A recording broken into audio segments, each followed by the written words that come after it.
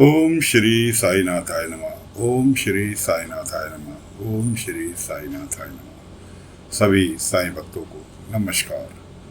साथियों, कथा प्रारंभ करते हैं।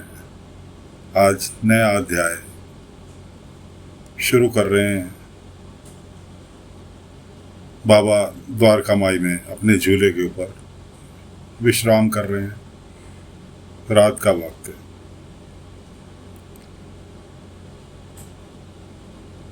एक महिला दूर गांव में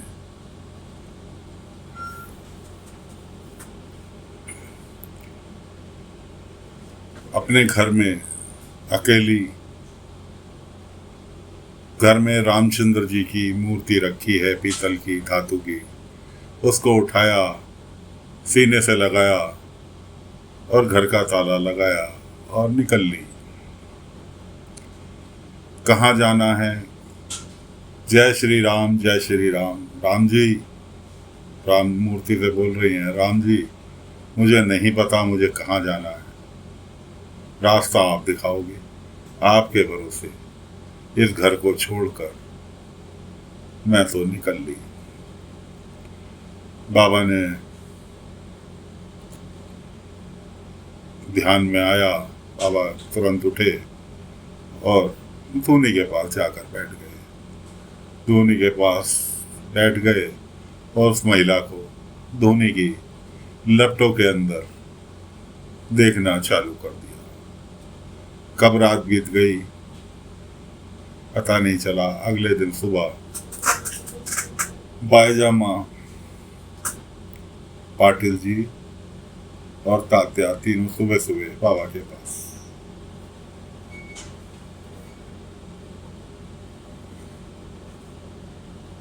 के पड़ोसी गांव छोड़कर मुंबई जा रहे थे तो उनको छोड़ने गए थे, इसलिए सोचा कि आपके दर्शन करते चले, तो इसलिए सीधे आपके पास आ गए। घर जाएंगे।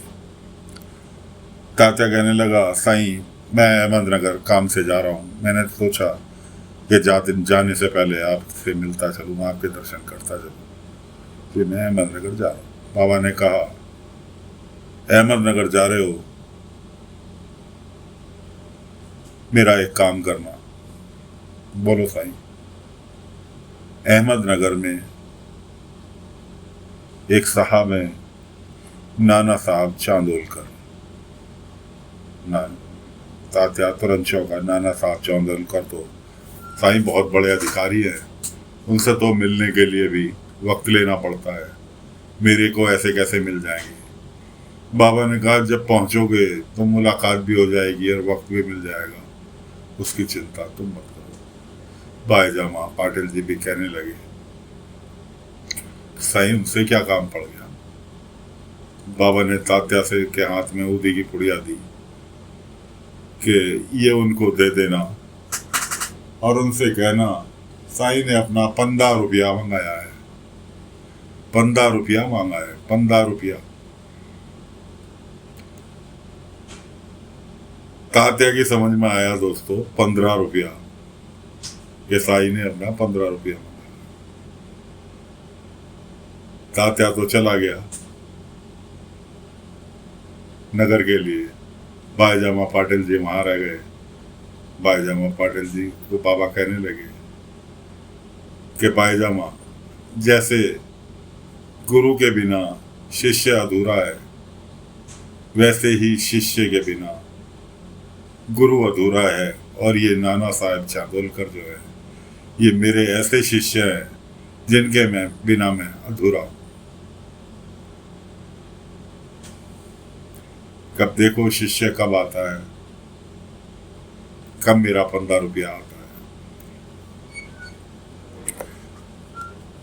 तात्या अभी भी यह सोचता हुआ नगर जा रहा है कि साईं ने 15 रुपया कैसे दे दिया। फिर साईं को कैसा 15 रुपया चाहिए नाना साहब चांदोलकर से, वो तो बहुत बड़े अधिकारी है। तात्या पहुंचे नगर में। अपना काम निपटा के चांदोलकर जी के कार्यालय पहुंचे।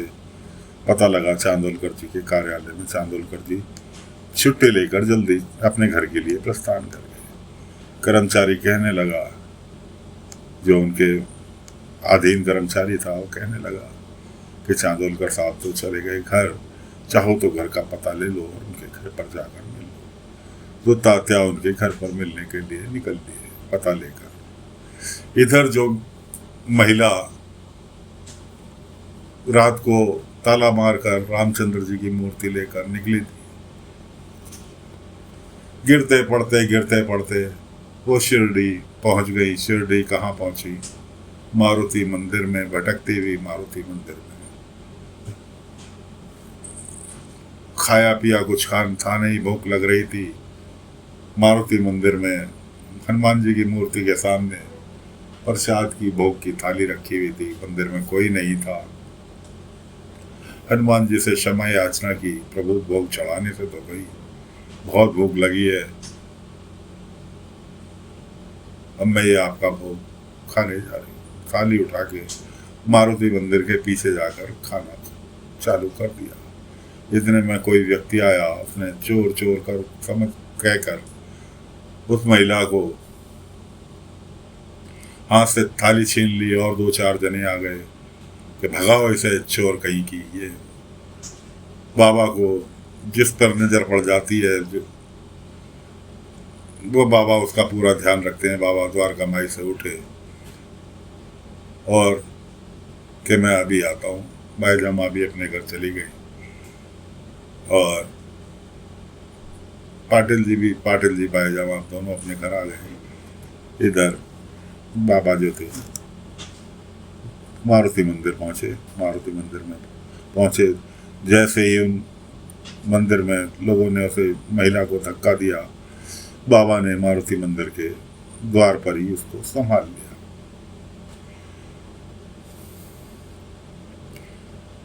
उनको ग्रामीणों को समझाया, कौन भगवान तुम्हारे भोग का भूखा है।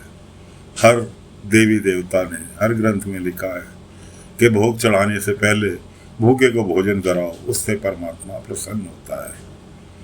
ये एक तरफ भूखा बंदा बैठा है, दूसरी ओर तुम भगवान को भोग अर्पित कर रहे हो, उससे भगवान प्रसन्न नहीं होगा।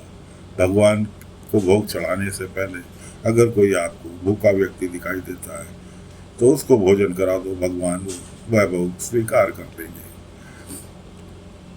और तुम तो इस भूखी महिला के, जिसके काफी दिन से भूखी लग रही है, उसके हाथ में से तुमने थाल छीन लिया।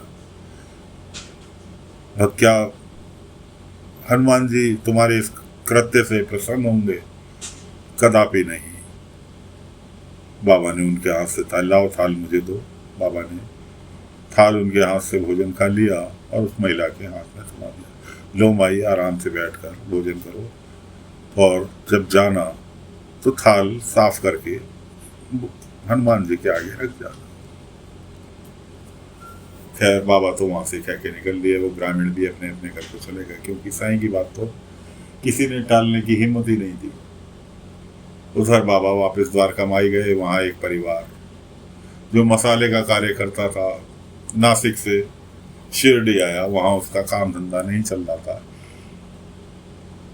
गुजर बसर करनी भी भारी पड़ रही थी, इसलिए उसने कहा शहर की जगह गांव में रहूंगा, खर्चा भी कम होगा। आगे धर्मशाला में रुका। उनके पति पत्नी थे, एक बेटी थी। बेटी उनका हाथ छुड़ा के भाग ली और जाकर छुपी द्वारकामाई के पास। अब वो पूरे गांव में अपनी बेटी को ढूंढते फिर रहे। ढूंढते कुछ लोगों से पूछा, उन्होंने कहा भाई तुम एक काम करो, साईं के पास चले जाओ, वही तुम्हारी मदद कर सकते हैं। बाबा के पास पहुंचे। बाबा ने उनसे कहा रुको 1 मिनट में आता हूँ। बाबा ने उनकी बात सुने बिना जहाँ उनकी बेटी छुपी हुई थी उसको लेकर उनके पास पहुंचे। ये लो, इसी को ढूंढ रहे थे ना? कि हाँ साईं, ऐसे ऐसे हम यहाँ नए आए हैं, मसालों का काम करते हैं और सो शहर में गुजारा हो नहीं रहा, इसलिए कहा गांव में खर्चा कम होगा, गांव में चलकर रहेंगे। बाबा ने कहा कोई बात नहीं, तुम्हारे रहने की व्यवस्था कराता हूँ। वहीं पर गोविंदा था।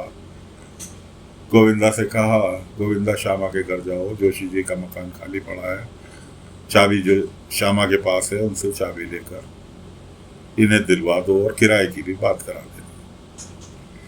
श्यामा थे नहीं, चाबी मिल गई, उसने मकान गोविंदा ने उनको सुपुर्द करा दिया।